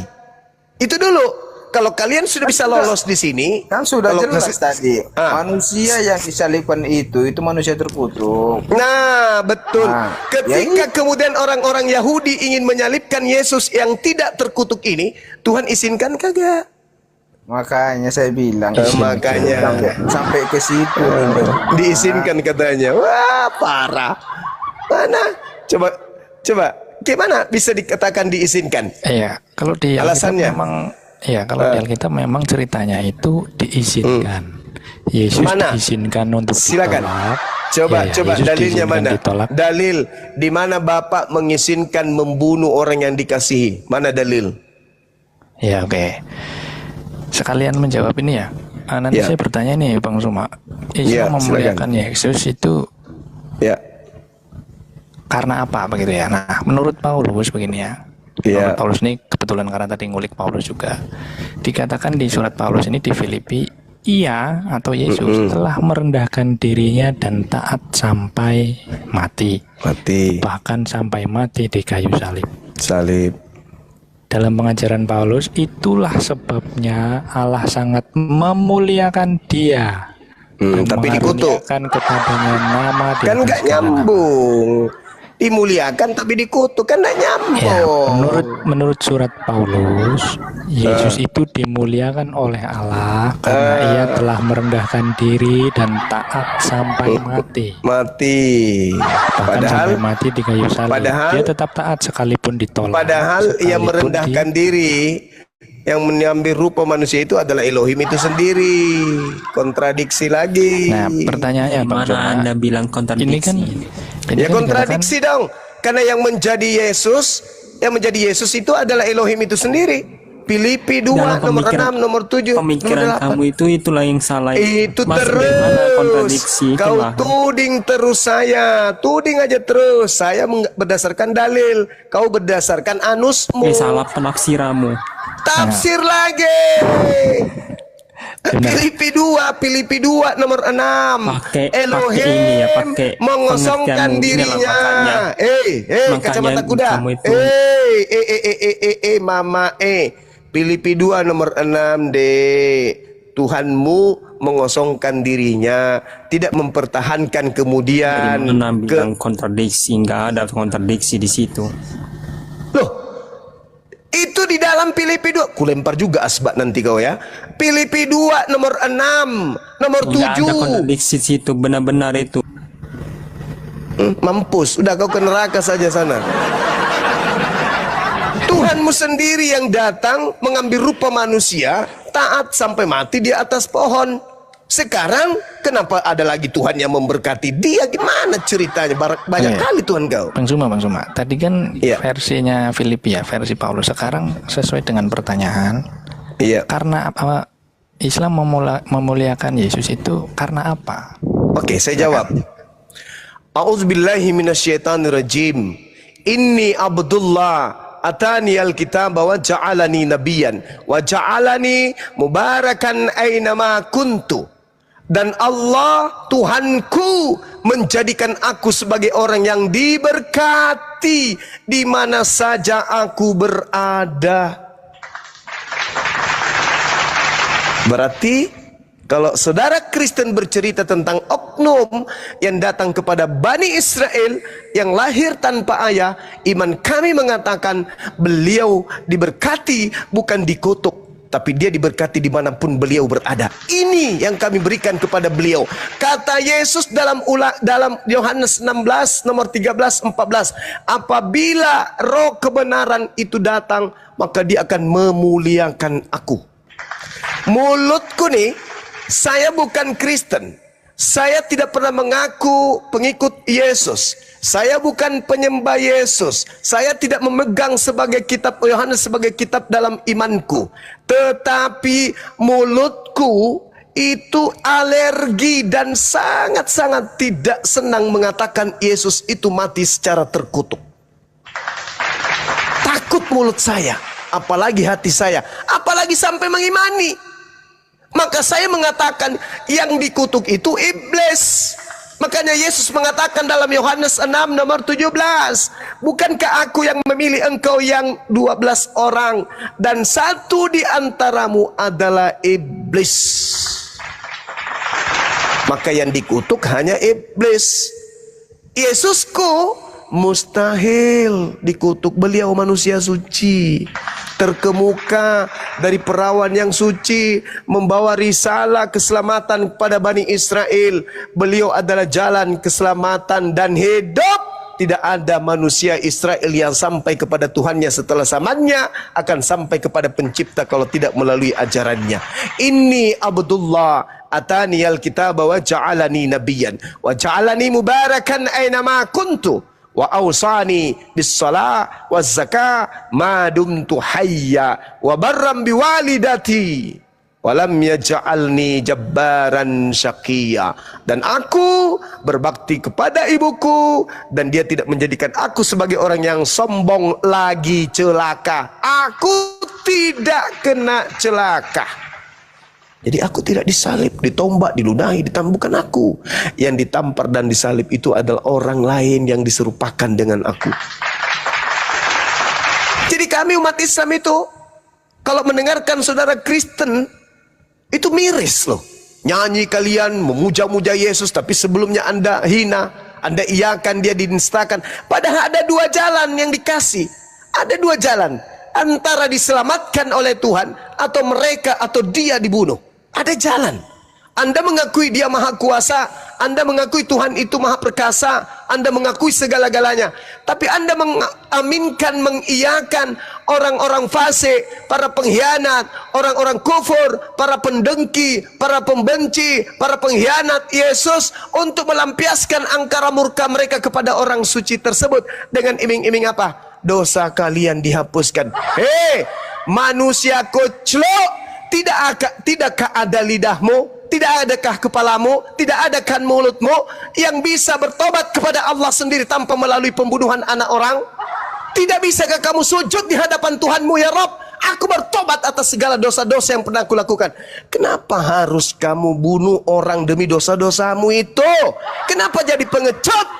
Tuhan itu maha pengasih, Tuhan itu maha penyayang. Kau datang kepadanya, kau bertobat di hadapannya, kau ungkapkan dosa-dosamu kepadanya. Tidak perlu kau bunuh orang lain untuk dosa-dosamu. Menghadap kepada Tuhan, karena Tuhan maha mendengar, Tuhan maha melihat, Tuhan maha membaca hati. Tuhan maha mengetahui hal-hal yang gaib. Kau datang pada dia, kau sujud pada dia. Tuhanku, dari kecil aku melakukan dosa, aku melakukan maksiat, mohon ampuni segala dosa-dosaku. Kira-kira Tuhan pencipta langit dan bumi ampuni enggak? Diampuni enggak? Diampuni. Terus kenapa harus ada tumbal kayak ajaran setan? Kenapa harus mencontoh ajaran Dewa Molok? Seakan-akan Tuhan itu kasar, seakan-akan Tuhan itu peminum darah. Aku tidak akan mengampuni dosa-dosamu. Kalau kau tidak beriman bahwa aku pernah datang jadi manusia, dibunuh oleh manusia kafir untuk dosa-dosa kalian, apa yang Tuhan mau? Jati diri, harga diri, biar dibilang, oh hebat Tuhanku, tepuk tangan untuk Tuhan. Oh Tuhan, kamu memang hebat. Oh gila Tuhanku, tepuk tangan, kau mati untuk kami. Itu rupanya yang diinginkan oleh Tuhan. Tidak, yang diinginkan oleh Tuhan hatimu. Kau datang sama dia, kau bertobat sama dia, karena Yesus mengajarkan apa yang harus aku lakukan, wahai Tuhan, ya Tuhanku Yesus, bertobatlah, bertobatlah, bertobatlah, bertobatlah, bertobatlah. Itu ucapan Yesus. Tidak pernah dia mengatakan, imani darahku, imani dagingku, makan dagingku, darahku, benar-benar seperti apa yang dilakukan oleh Kristen. Tidak sama sekali. Justru kalau Anda belajar dengan baik, Yesus dia mengatakan apa? Bertobatlah sebab kiamat sudah dekat. Tidak ada itu imamat 1 nomor 2. Apabila orang-orang Israel sampaikan kepada mereka, apabila mereka hendak mempersembahkan kurban untuk penebus dosa bagi mereka, ajarkan agar mereka mempersembahkan kambing, domba, sapi, lembu. Yesus juga mengatakan, Matius 8 nomor 4, pergi, perlihatkan dirimu kepada imam, katakan kepada mereka, persembahkanlah persembahan yang diperintahkan Nabi Musa kepadamu. Bahkan di dalam Kisah Para Rasul 21 nomor 15 sampai nomor 26, Paulus pun setelah mengajarkan Kristen kembali ke tanah Yerusalem, dia kembali melakukan persembahan kurban setelah mengajarkan ajaran Kristen. Jadi saudara, kami umat Islam ketika dikatakan wa ja'alani mubarakan aina ma kuntu, aku diberkati dimanapun aku berada. Lalu kalau diberkati, kenapa harus disetarakan dengan maling, disetarakan dengan manusia yang dikutuk? Demi nafsu Paulus, Kristus telah menebus Kristen dari kutu hukum Taurat dengan jalan menjadi kutu karena Kristen, sebab ada tertulis, ya Allah ya Karim, bukankah kutu itu hukuman bagi pelaku dosa? Bukankah kutu itu hanya untuk pelaku maksiat yang dikutuk oleh Elohim? Apakah Yesus dikutuk? Tidak. Lalu buat apa dia mati? Untuk dosa-dosa kita. Kalau Yesus korban penebus dosa, lalu Anda tuhankan, lebih baik Anda tuhankan sapi. Kenapa? Keluaran 29 nomor 14, ambillah sapi itu trinitas, 1 ekor, kulitnya, dagingnya, taiknya, bakarlah. Itulah korban penebus dosa. Kalau Anda menghargai tumbal penebus dosa, sapi yang Anda sembah. Jangan manusia, kasihan. Anaknya orang, anak sematawayang ditumbalkan untuk dosa-dosa kalian. Jangan. Mending sapi, karena ada kaidahnya. Keluaran 29 nomor 14, ambillah sapi itu, taiknya, kulitnya, dagingnya, bakar. Itulah korban penebus dosa. Itu baru perintah. Kalau kalian pingin kali kemudian korban kalian tuhankan, sapi kalian sembah, sapi. Lebih bagus sapi daripada kalian menyembah makhluk roh yang dijual oleh Paulus kepada Roma. Lebih baik sapi. Kenapa kalian menyembah sapi? Karena sapi adalah alat untuk menebus dosa. Kenapa tidak menyembah Yesus? Karena Yesus bukan alat nebus dosa, dia manusia. Sedangkan yang diperintahkan untuk nebus dosa itu hanya hewan. Sapi lu ambil, sapi. Ini mau kurban, ambil sapi salah satunya, ambil tainya, ambil 1 karung, 1 kontainer, bakar untuk dosa-dosa kalian. Jangan anak orang. Saya kira begitu saudara admin. Jadi ketika dikatakan Islam memuliakan Yesus, jangan ragukan itu. Kami umat Islam tidak sempurna keimanan kami kalau kami tidak beriman kepada Yesus. Ingat, Yesus itu adalah nama dari Yeshua HaMashiach. Dalam bahasa Arab, Isa Al-Masih. Yesus hanya dikatakan Yesus karena ingin dijual kepada orang Roma yang menggunakan bahasa Yunani. Tapi itu bercerita tentang oknum yang sama dengan apologetika yang berbeda, cara kita yang membedakan, iman kita yang membedakan. Saya kira begitu saudara. Kecintaan kami kepada Yesus jangan Anda ragukan. Setiap kami mengucapkan nama beliau dalam Islam, kami menyebutnya Hosana, Hosana, Hosana alaihi salam dalam bahasa Arab. Alaihi salam, keselamatan atasnya, pujian atasnya. Itu umat Islam. Kata Yesus, ketika ia datang, yaitu roh kebenaran, maka dia akan memuliakan aku, dan kemuliaan itu hanya ada di Islam. Saya kira demikian. Saya cari teh sapi dulu untuk tetangga saya. Silakan. Ya Kang Dito, itu disapa dulu. Allahu Akbar. Disapa dulu itu Bang siapa nih? Sama Al, Bang Vano sama Al. Teman-teman bantu di follow juga. Dipromosikan juga akunnya Bunda Mila ya Kang Dito ya. Silakan Kang Dito. Iya, baik. Selamat malam. Juma. Ya, malam bro, Al-Kudus. Iya. Al-Kudus. Iya, saya bertanya sama Bang Juma. Ntar dulu disapa dulu yang satunya Bang. Ntar dulu, sabar Bang, sabar. Nafsu amat. Bentar. Bang Vano, selamat malam. Selamat malam. Assalamualaikum warahmatullahi wabarakatuh. Waalaikumsalam warahmatullahi wabarakatuh. Barakallah. Islam. Ya, di mute dulu Bang ya. Silakan Bang Al-Quds. Ya, selamat malam semuanya ya. Berdasarkan dengan tema yang kalian angkat, ya, Islam memuliakan Yesus. Nah, sekarang saya tanya sama Bang Juma, dasar apa Bang Juma menyatakan bahwa Islam memuliakan Yesus, sementara Bang Juma menghujat Yesus? Ayo. Saya terlahir sebagai apologet dalam bahasa Islam, dai. Apa itu orang yang mau melakukan siar, tablik. Kebetulan saya mengambil bagian dai lintas agama. Maka saya mengatakan saya adalah apologet Islam. Apologet artinya pembela Islam.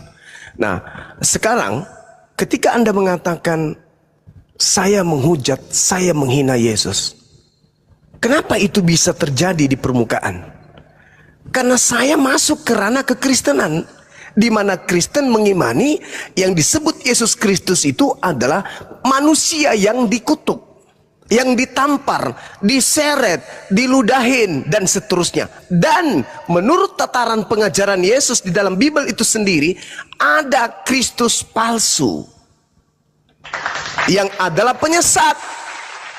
Berarti dari sudut pandang ini saya mengatakan, ketika saudara melihat saya di permukaan seakan-akan dalam tanda kutip menghina Yesus, menistakan Yesus, berarti itu dalam ranah Kristus yang datang kepada Paulus, bukan anak Maria. Saya sangat memuliakan anak Maria, semulia-mulianya, selayaknya beliau adalah nabi. Saya memuliakan beliau.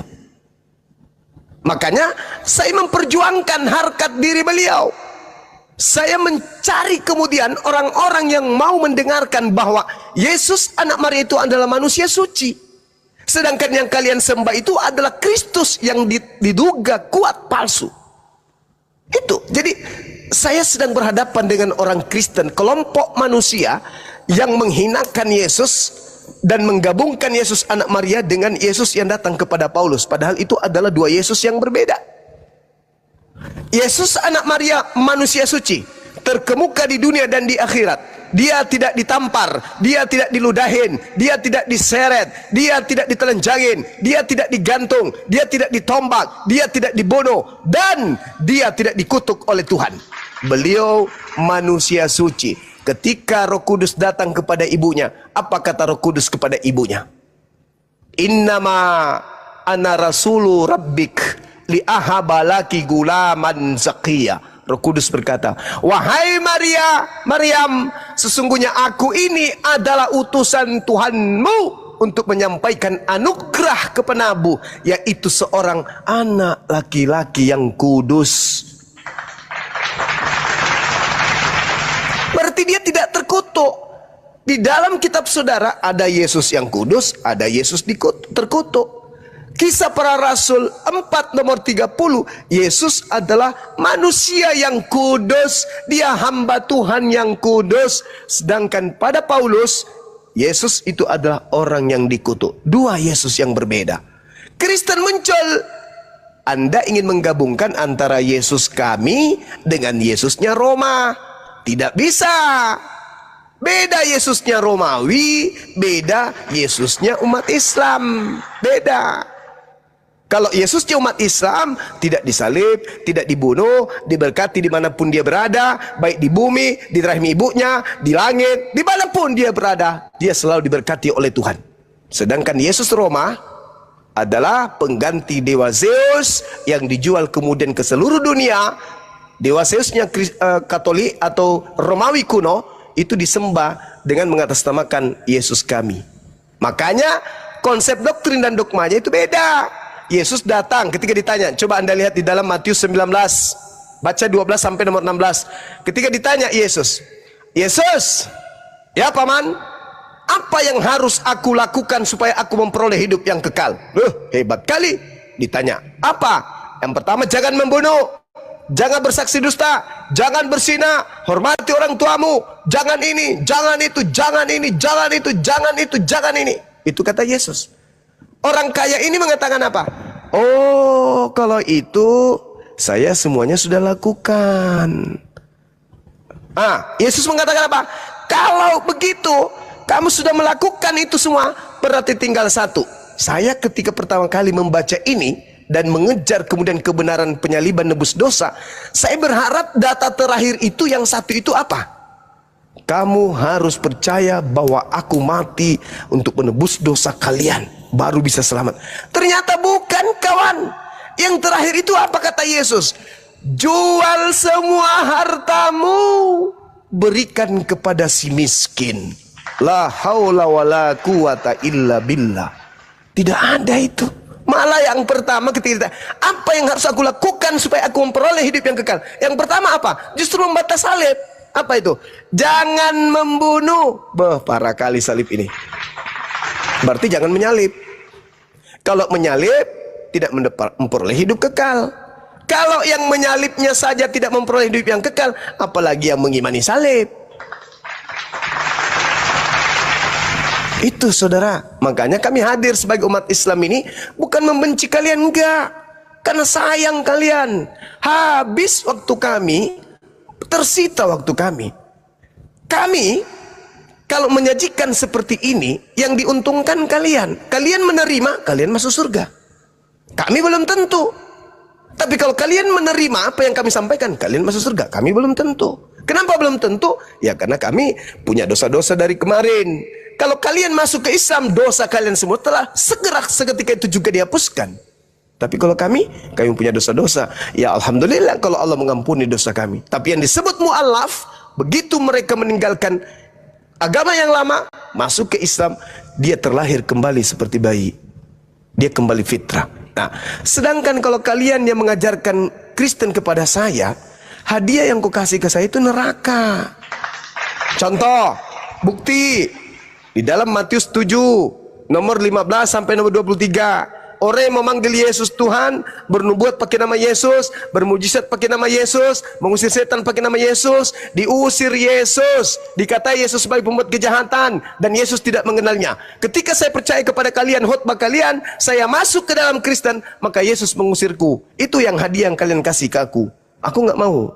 Tapi kalau Anda masuk ke Islam, apa yang aku kasih? Qad aflahal mu'minun alladzina yaritsunal firdaus. Beruntunglah orang yang Islam ini, orang-orang mukmin ini, karena mereka lah yang mewarisi surga Firdaus. Kepadanya diberikan warisan berupa surga Firdaus. Wow, keren kan? Anda masuk di Islam, Anda cinta kepada Yesus. Tidak ada itu Yesus diludahi, tidak ada itu Yesus ditampar, ditelanjangin, tidak ada itu patung-patungnya penghinaan seperti itu, enggak ada. Murni la ilaha illallah Yesus Rasulullah. Murni, tak ada embel-embel. Itu hidup kekal, kata Yesus, Yohanes 17 nomor 3. Hidup kekal itu mereka mengenal Engkau Tuhan yang telah mengutusku, satu-satunya Tuhan yang benar, dan mengenal Yesus Kristus yang Engkau utus. Berarti apa? La ilaha illallah Yesus Rasulullah. Berarti imannya Islam. Wa iskala Isa bin Maryam, ya bani Israel, inni rasulullahi ilaikum. Matius 15 nomor 24. Aku diutus hanya kepada domba yang sesat dari bani Israel. Subhanallah, iman kami mantap kali dengan Yesus ini. Bagaimana dengan Anda? Siapkah Anda diusir oleh Yesus? Udah, kembali ke tema dulu Bang Juma. Ya, kembali ke tema dulu. Jangan lari dulu. Bang Ben sudah mulai kencing dia, tapi kencingnya nggak lurus. Sudah mau malam ini, kita kembali ke tema. Ya, silakan. Bang Suma, tadi QS-nya apa ya? QS berapa ya? Yang mana itu, Bang? Yang kan Islam memuliakan Yesus. Karena Iya. apa? Tadi Ya, itu aku tadi. lupa QS berapa itu yang menyebutkan. Surah Maryam. Surah Maryam. Oh iya, Maryam Iya. berapa ya? Maryam ayat berapa itu, teman-teman? A'udzubillahi minasyaitonirrajim. Bismillahirrahmanirrahim. Qala inni abdullah. Ayat 30 sampai 30 sampai 35. Ya, Masya Allah. Ini adik-adik saya yang pintar-pintar. Masya Allah. Subhanallah. Syukran. Oh iya. Berarti pada intinya karena taat ya, Bang Suma ya. Sehingga dimuliakan ya. Nah, dimuliakan oleh Allah. Dimuliakan oleh Allah. Ini kan Islam memuliakan Yesus karena Yesus taat. Berarti waktu itu Yesus sebagai seorang Yahudi yang taat begitu ya? Iya, dia seorang nabi. Iya. Jadi karena ketaatannya sebagai seorang Yahudi sehingga Islam atau Tuhan memuliakan Nabi Isa. Iya, beliau memang nabi yang diutus. Dari bayi beliau sudah bicara, Bung. Oke. Ketika ibunya dituduh berzina, beliau membela ibunya. Ini Abdullah, ibuku bukan seorang pesina. Aku ini adalah hamba Allah. Atani alkitab wa ja'alani nabiyan. Iya, Bang Suma. Pertanyaan berikutnya nih. Waktu itu apakah Nabi Isa juga mengalami penolakan dan penghinaan? Iya. Sempat nggak ditolak? Sempat nggak dihina?